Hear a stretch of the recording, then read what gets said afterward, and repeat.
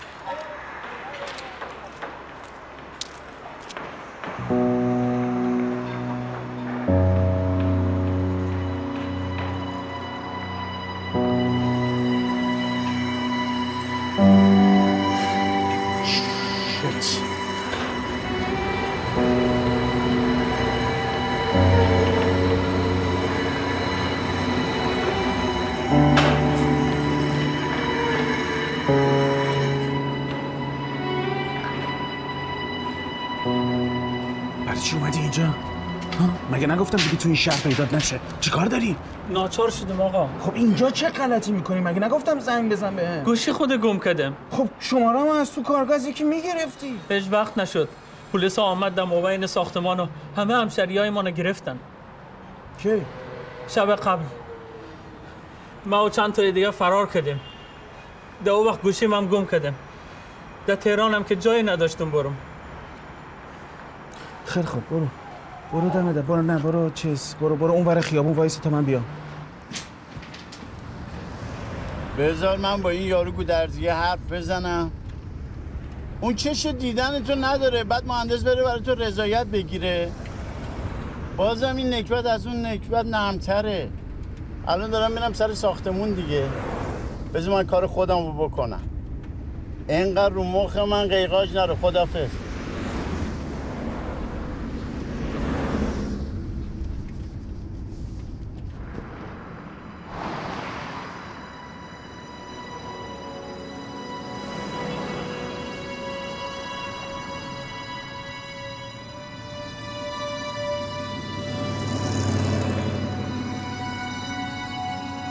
چه آشناست.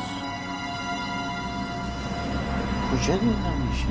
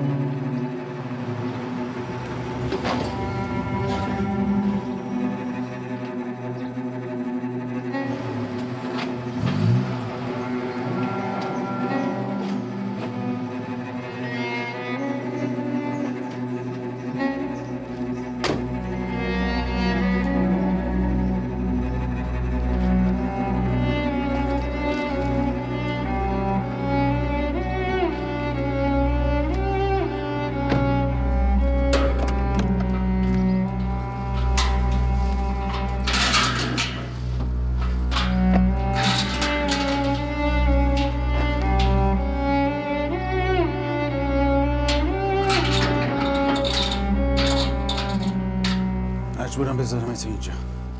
مشکل است، بسیارم خوب است.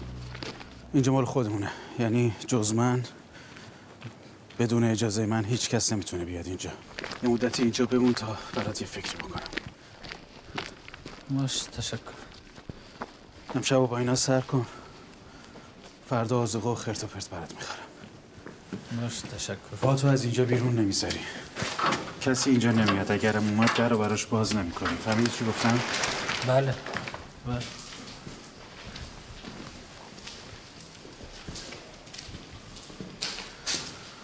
فعلا با همین سر کن تا یه فکری برات بکنم. بسیارم خوب است آقا. من جاهای بدتر از اینجا بودم. اینجا حداقل یک سقف بالای سر من. پاتو از اینجا بیرون نمیذاری. فتا خوب گوش کن. به پلیس گزارش بدن، من کاری دیگه برات نمیتونم بکنم. منم میفتم تو دردسر چون پناهت دادم. خیالتون راحت آقا. من از خانه تکان نمیخورم. اوکی. فتا. بله آقا. چرا بر نمیگردی کشورت؟ میارزه به این همه بدبختی؟ ها؟ اگه بخوای میتونم برات گردونم، همون جوری که اومدی. پلیس هم نمیگیرتت. نه آقا، من نمیتونم پس برم. هر جای میرم جز افغانستان. دیوونه ای مگه؟ اونجا که باز بهتر زندگی کنی، ها؟ میارزه به این بدبختی و کثافت؟ اگه پس برم میکشنم. چرا مگه چیکار کردی؟ یک نفر کشتم، یکی از افراد طالبان بود. باریکلا.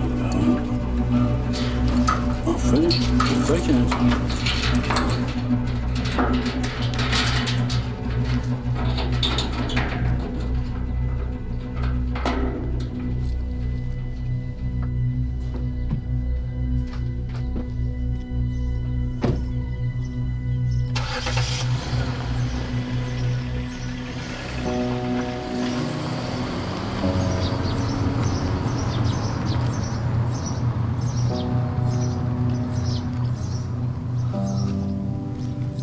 یه ریگی به کفشت هست مهندس.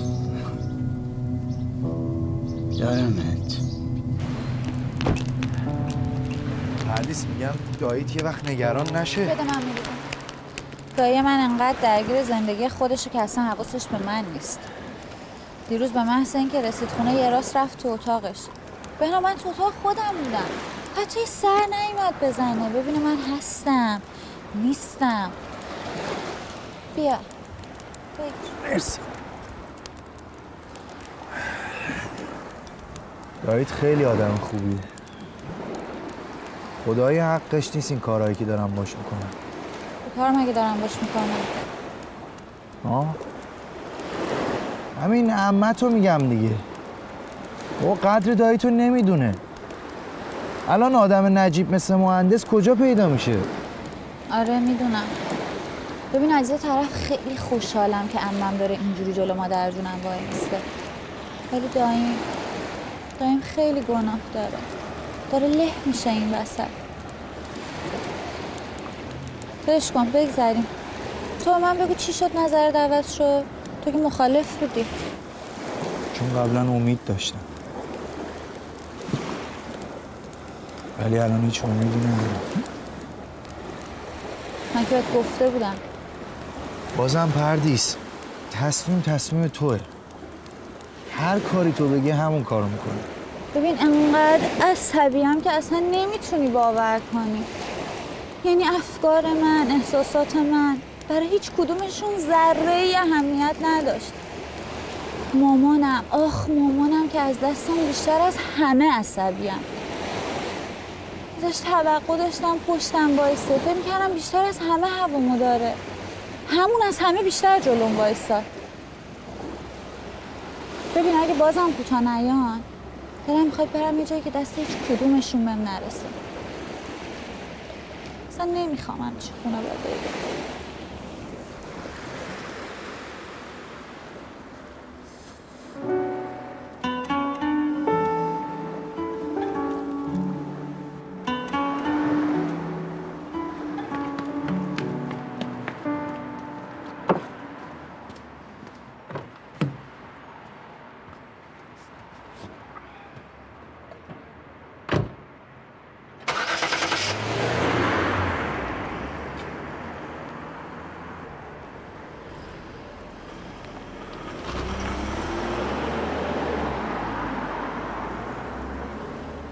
امیر تو اینجا وایسادی؟ خاک تو سر من که تو رو رفیق و محرم اسرار خدا میدونستم.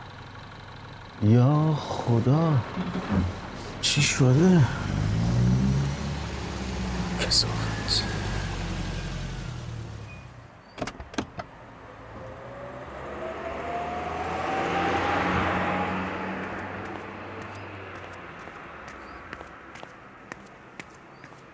چی شده؟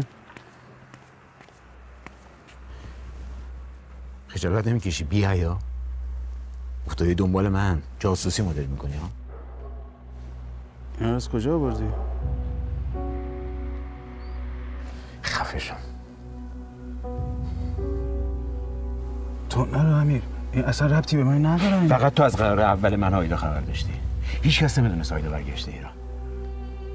نه این یکی مال کار منه ولی بقیه‌اش اصلا بس کن. اینقدر دروغ نگو. آقا میگم اینا کار من نیست. از کجا آوردی اینا رو؟ یارو خواهر گرامی واسه مادرم فرستاده. بهش گفته من از آیدا خواستم که برگرده ایران.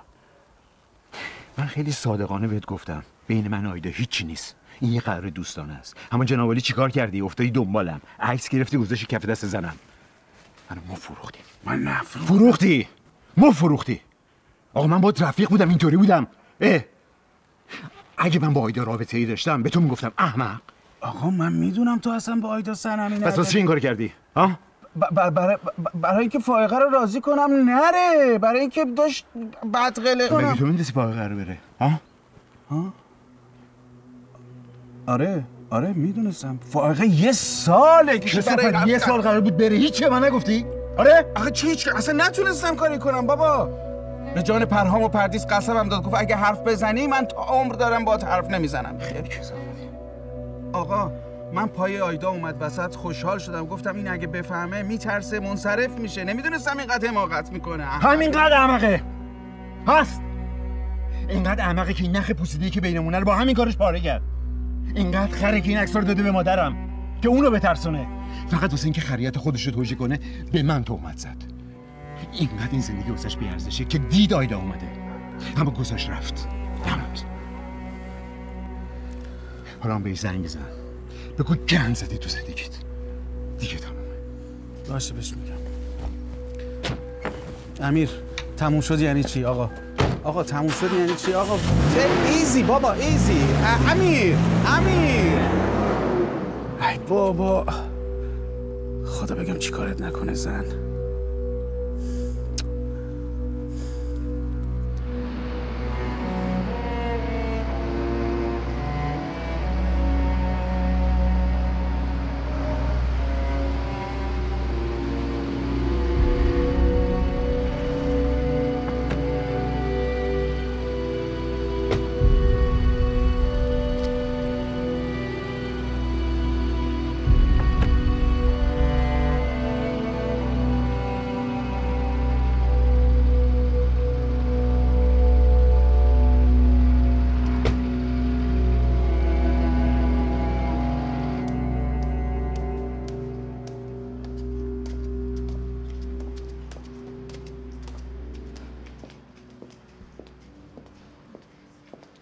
سلام.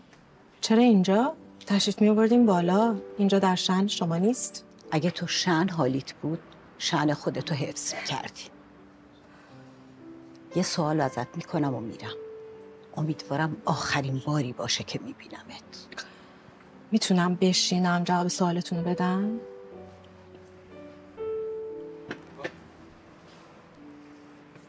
بفهمم. چرا اومدی؟ اگر طرف ایمیگریشن تشریف آوردین که من تو فرودگاه کامل خدمت همه همکاراتون توضیح دادم. لودگی نکن. همین جوریش هم تحملت برام سخته. همکاراتون هم همینقدر بد اخلاق بودن. جواب سوالمو بده. چرا بعد از این همه سال اومدی سراغ امیر؟ من با شازده پسر شما کاری ندارم.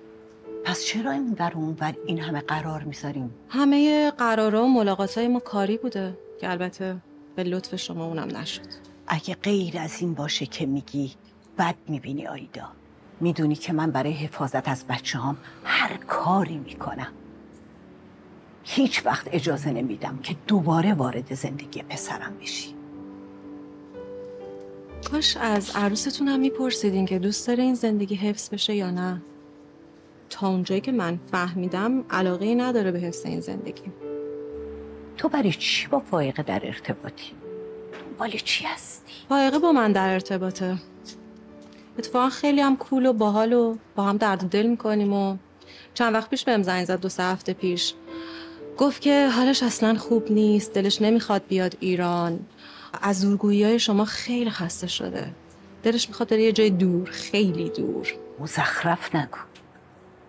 چرا باید این چیزا رو به تو بگه؟ من دلیل کارهای خودم هم نمیدونم. چه برسه به عروس موزمار شما که چرا این حرفا رو به من زده. یعنی اومدین اینجا اینا رو از من بپرسین؟ دلیل رفتن فائقه تویی، نه من. ظاهرا فهمیده که تو و امیر خیلی با هم در ارتباطی و به خاطر این اومدی که امیر ازت خواسته. مرسی مرسی فائقه. براوو. تبریک میگم به خاطر داشتن همچین عروس هیله‌گر و موزماری. حتما میاینا، عین خودتونه. خدا رو شکر بدترش نصیبم نشد. حرف آخرمو میزنم و میرم. از پسرم دور شو.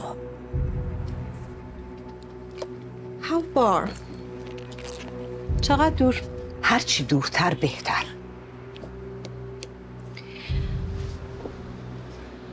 مثلا برم جایی که هیچ نامونشونی ازم نباشه، نه؟ مثل عمو. بدم نیست. برو پیش عمو. کاش میدونستم کجاست. چنجوری حداقل میفهمیدم چی شد یهو غیبش زد. چی کارش کردین که بچه‌هاشو ول کرد؟ پس وقت تو اینجا تلف نکن. به جای زدن ریشه زندگی مرد متأهل، برو بگرد عمو تو و جواب سوالاتو پیدا کن.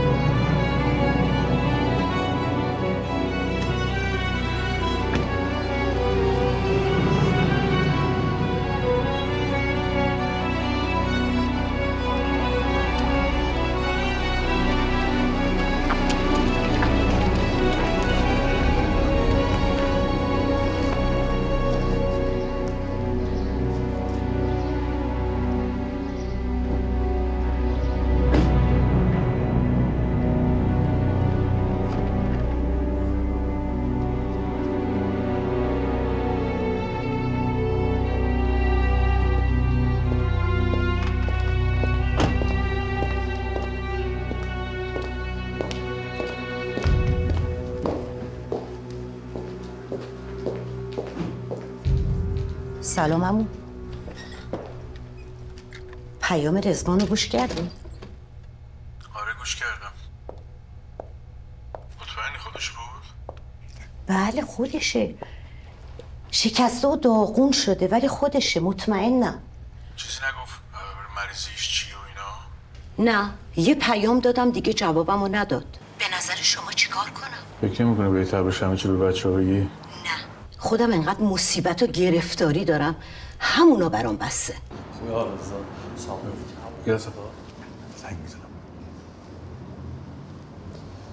ببین اگه درباره مریضش راست گفته باشه شاید بهتره که این فرصت رو بهشون بدی که یه بار دیگه ببیننش. نه، غیر از این که دوباره غم و غصه‌شون رو زیاد کنم چه فایده ای داره؟ از کجا میدونی؟ شاید هم آرومشون کنه. خود تو بذار جای اونا. ببین مسئله آدم از پا در میاره. 30 سال همونجا نشستن از خودشون میپرسن که این پدر چی شد که رفت؟ اصلا کجا رفت؟ چی شده؟ کجا گم و گور شده؟ تو رو خدا اذیتم نکنین عمو، من بمیرم هم این کارو نمیکنم. خیلی خود داری. ولی پول به رضوان نده. اونقدری که خواسته بهش نمیدم. تو رو سعی کن پیداش کنی، شاید هم غیر از پول یه جور دیگه هم بتونی کمکش کنی. اگه در مورد مریضیش راست گفته باشه سعی میکنم کمکش کنم. خدا خیرت بده، ثواب داره. صدای خسته و مریضش دلمو به درد آورد واقعا. حیفون جوان رعنا برای زندگی هم چه عاقبتی نصیبش بشه. شاید دادن این پول راهی باشه برای اینکه پیداش کنم. حالا شما هم بگردین، اگه چیزی دستگیرتون شد به منم خبر بدین. من به چند نفر سپردم تا منو بی خبر نذار. حتما. خداحافظ.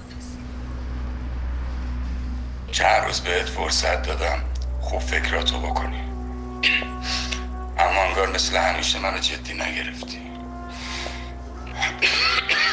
ببین ملک، منم دوست ندارم اوقات بچه همو تلخ کنم. اگر میدونستم قرار زیاد عمر کنم شاید این کارو میکردم، اما یکی دو سالی که از عمرم باقی موندم واقعا ارزش هیچی رو نداره. مریضم، دکترها ازم قطع امید کردن. یه پسر و 2 تا نوه دارم. نمیخوام وقتی میمیرم با وجود آدمای بی‌رحمی مثل تو آس و پاس و بی چیز بمونم. این پولو برای اونا میخوام. اگه این پولو بهم ندی مجبورم برم سراغ امیر و نیلوفر. وقتی که نه برای پول، برای اینکه بهشون بفهمونم چه مادر بی‌رحم و بی‌معرفتی دارن. و فردا وقت داری بهم جواب بدی. هر جا بگی یه نفر رو میفرستم بیاد پولو ازت بگیره. گفته بودم $2 میلیون، اما الان به 1 میلیونم راضیم. ولی واقعا دیگه کمتر از این ساکتم نمیکنه. احمق، ببین با خودت چیکار کردی.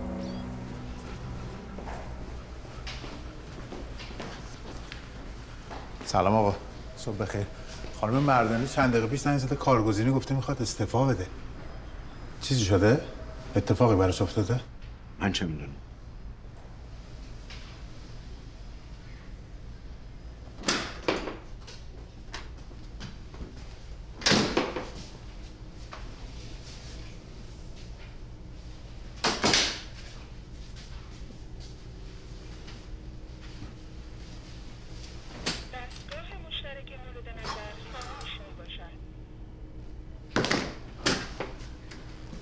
سلام آقا. من چای خواستم.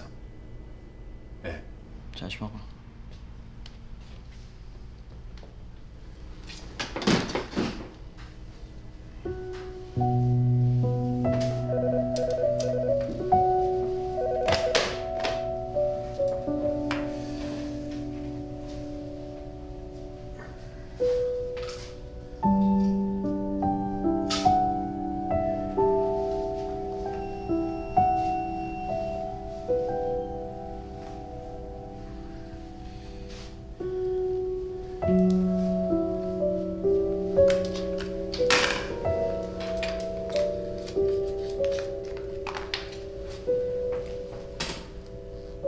ای خدا بگم چی کارت کنه فائقه. خدا بگم چی کارت کنه واقعا.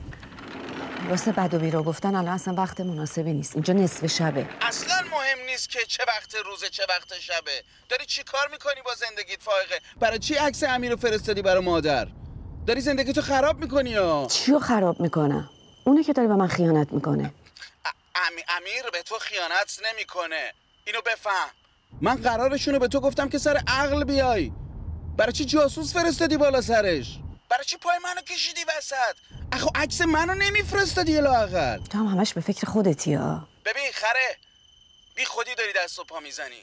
دلیل رفتن تو آیدا نبود، اینو هم خودت میدونی هم من. چون جرأت گفتن واقعیتو نداشتی داری به در و دیوار میزنی الکی. بفهم اینو. بفهم چی دارم بهت میگم. تو فکر کردی مامانو از آیدا بترسونی میره گوش امیرو میگیره میفرستادش فرودگاه بیارتش پیش تو؟ من گفتم حقیقتو بدون خوبه. حقیقت و واقعیت اینه که تو داری گوه میزنی به زندگیت. چی میگی؟ حالا فکر میکنی من اگه راستشو میگفتم مثلا خیلی وضعیت بهتر بود؟ بهتر از اینه که شوهرتو ناراحت کنی. بذار خیالتو راحت کنم پاپا. امیرو قیمش هم بکنی پاشو نمیذاره اونجا. امیر اونجا بیا نیست. تو اصلا چی شد؟ یه هوا دادی. خودت که خیلی دوست داشتی امیر از ایران بره. الانم دلم میخواد امیر بره ولی نه اینطوری. یادت باشه بهت گفتم پاپا اگه فرصتش پیش اومده شانس تو امتحان کن، ولی وقتی دیدی امیر اومدنی نیست کشش نده، برگرد. الانم همینو میگم. در خونتو به روی آیدا یا آویزون باز نکن. تو که گفتی امیر کاری نمیکنه. تا الان اینجوری بوده ولی از این بعدش اصلا معلوم نیست. چی شده؟ بگو ببینم چیکار کرده. ببین فائقه، من اگه آدم خودخواهی بودم این حرفا رو بهت نمیزدم. خیلی دلم میخواست امیر بیفته تو دامن آیدا، رابطهش با مادر شکراب بشه، افسار همه چی بیفته دست من. خیلی خوب باشه، من قبول کردم تو خودخواه نیستی. چیکار کرده امیر؟ بگو فردوس. چی شده؟ امروز یه چیزی گفت که یکم ترسیدم. چی گفت؟ فردوس چی گفت؟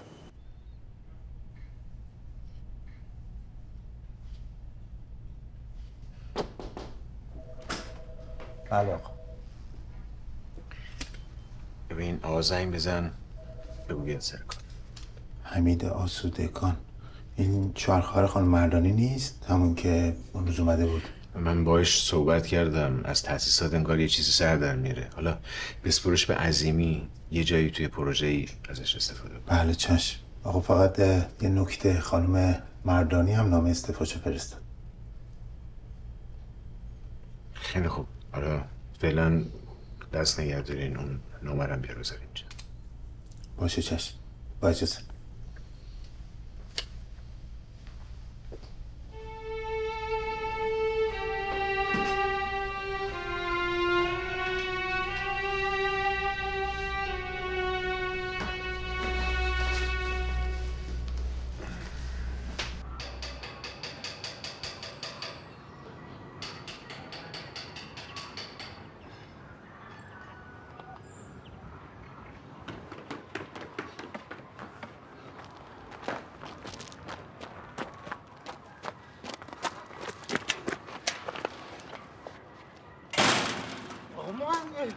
اینجا چی کار میکنی شما؟ بله بابا بیا بریم جون مادره، برش اومدی اینجا الان پسر خلوچل من بیاری اینجا قیامت به پا میکنه. گوهر کیه؟ سوار شو بریم تو رو خدا. آقا خواهش ما آبرو دارم اینجا، هر بار که میتونیم داد و بیداد شما رو ببین. بشین بریم آقا، بشین بهت میگم، فقط بگاز بریم. برو تا این پسر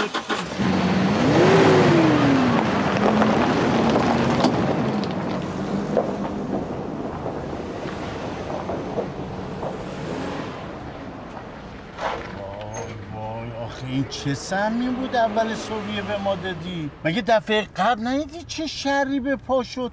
باز دوباره بلند شدی اومدی اینجا آقای مهندس؟ آقا جان من با پسر شما هیچ کاری ندارم. اون کار داره مهندس جان، دخترم مشه حساس روش، دوستش داره، نمیتونه ببینه با این اون داره تیک و تاک میکنه.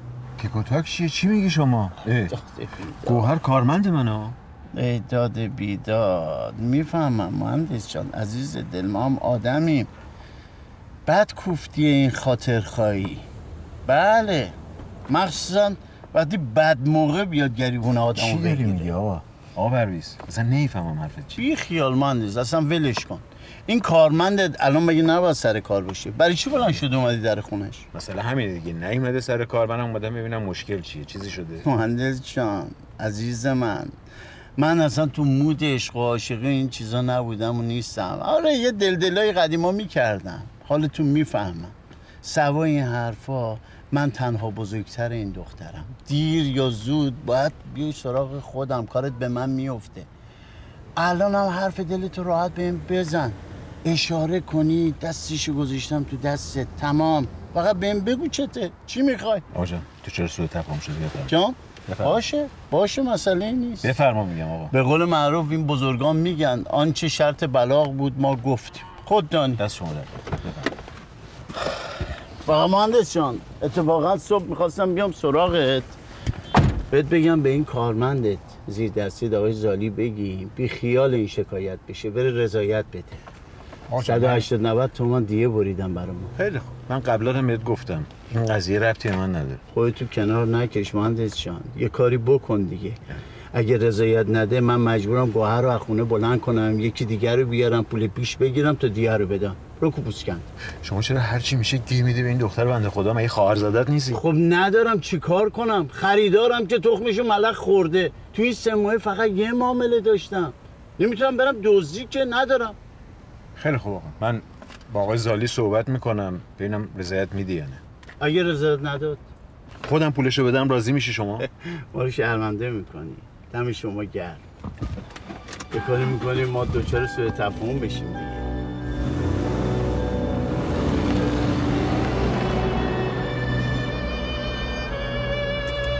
آخرش هم باید بیای پیش خودم مهندس جان. چند سالشه؟ یه بار گفتی یا یادم رفته. حدود 42-43 سالشه. سنی هم نیست. 2 سال و 4 سال از این. چیو داری حساب میکنی؟ هیچی، میخواستم ببینم چند سال ازت بزرگتره. زنش خیلی مالی نیست نه؟ این پسرشه؟ من که درست نمیدونم، لابد پسرشه بگم. آخه چه بامزه است. عاقل و فهمیدن به نظر میرسه. منظورم اینه که میفهمه دیگه. از اون بچه هاست که بیشتر از سنشون میفهمن، شرایط رو درک میکنن. اوه چه خونه زندگی دارن. خدا شانس بده. همه جمع رفتن ها. ایتالیا، کانادا، سوئیس. ماشاءالله. خونه مادرش عین کاخه. ببین. منظور در این حرفا چیه؟ بگو منم بدونم. چیزی نگفتم. چرا جوش میاری؟ خب بگو دیگه. منظورت اینه که من باید پیشنهادش رو قبول میکردم اختر؟ من که همچین حرفی رو زدم. زندگی خودته. خودت میدونی. من فقط میخوام بهت بگم که همچین با عجله تصمیم نگیر. آبجی. بابا مگه نمیگی دوستت داره؟ مگه نمیگی زنشو میخواد طلاق بده؟ تو داری این حرفا رو میزنی آره؟ ببین خواهر قشنگم، تنها چیزی که برای من مهمه خوشبختی توه. شاید این آدم بتونه تو رو خوشبخت کنه. چرا؟ چون پول داره؟ مگه کم چیزیه؟ چیه؟ نکنه میخوای زن اون شهباز لات بشی؟ والا سگ این مرد زن طلاق داده شرف داره به اون شهباز آس و پاس. طلاق نداده زنشو که هنوز که. بالاخره که میده. از کجا معلوم؟ شاید خدا این آدمو سر راه تو قرار داده که از شر شهباز خلاص بشی. تازه مگه نمیگی این مرد خوبیه نجیبه؟ آره خوبه، ولی من نمیتونم زندگی زن دیگر رو خراب کنم. خوبه؟ نمیخواد دلت برای کسی بسوزه. تا حالا دیدی کسی دلش به حال ما بسوزه؟ دیدی؟ به خدا که بابا زنده بود هیچ وقت این حرفا رو بهت نمیزدم. الان خوب موقعیه. وقتشه که از این بدبختی و فلاکت خودتو رها کنی، نجات بدی خواهر من. باورم نمیشه اختر. باورم نمیشه تو داری این حرفا رو به من میزنی. تو کی اینقدر بد شدی ها؟ آره بد شدم. تو هم به اندازه من بدبختی و فلاکت بکشی بد میشی.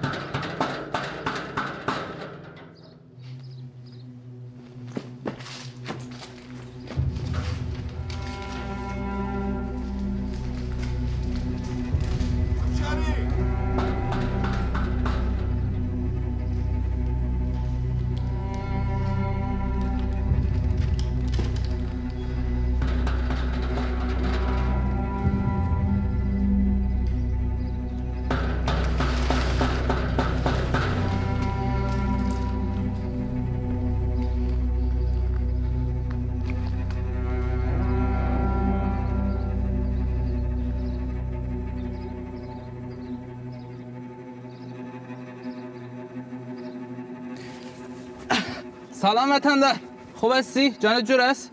در باز میکنی کارت دارم. چی کار داری؟ کی هستی؟ باز کو درت بهت میگم. نمیتونم باز کنم. کارت بگو. مرا مهندس کو درزی روان کرده پیشت. برات غذا آوردم. در باز کو. در باز کو سرد میشه. در باز کو. در باز کو.